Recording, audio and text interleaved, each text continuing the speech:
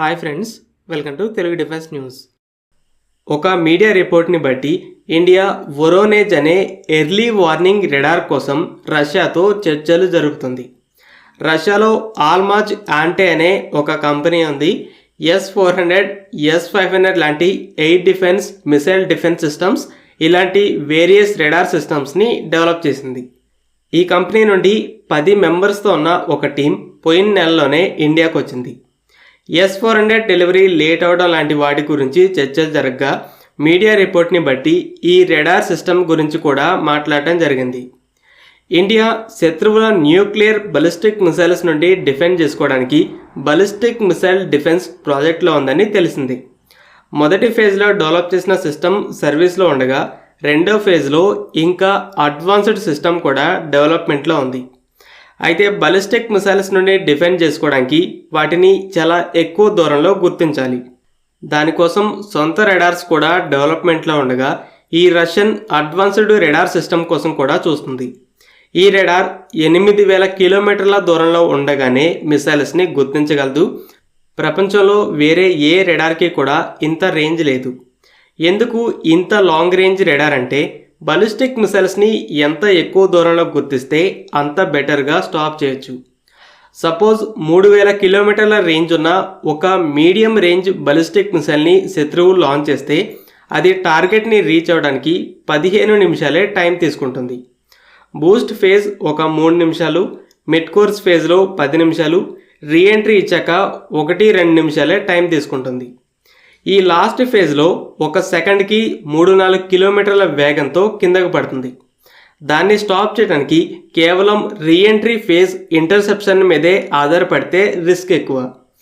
అందుకే mid course ఫేజ్లో స్పేస్లో ఉండగానే డిస్ట్రాయ్ చేయడానికి చూస్తారు.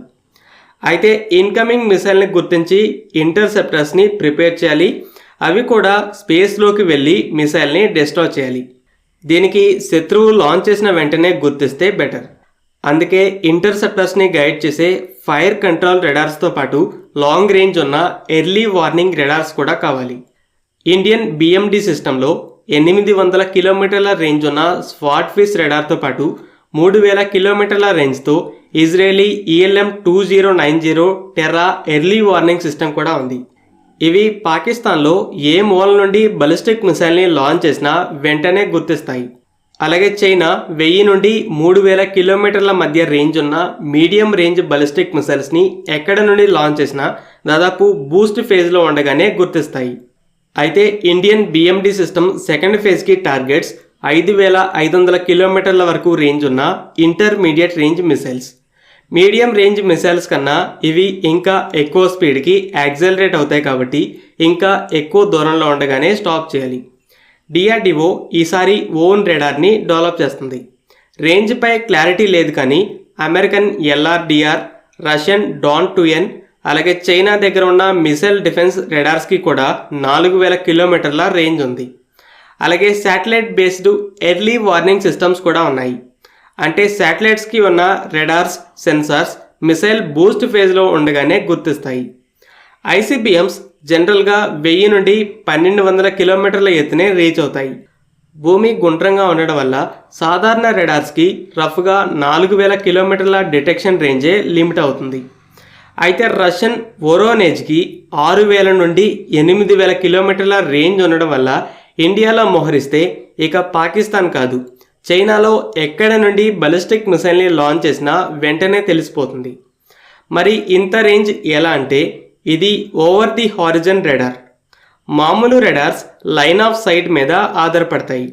అంటే భూమి గుండ్రంగా ఉండడం వల్ల ఇంత ఎత్తులో ఉన్నదాన్ని మ్యాక్సిమం ఇంత దూరం నుండే చూడగలమని ఒక లిమిట్ ఉంటుంది.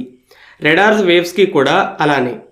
అయితే ఈ ఓవర్ ది హారిజన్ రెడార్ ఎలా పనిచేస్తుందంటే భూమికి 50 కిలోమీటర్ల నుండి 1000 కిలోమీటర్ల ఎత్తుకి అయోనోస్ఫియర్ ఉంటుంది.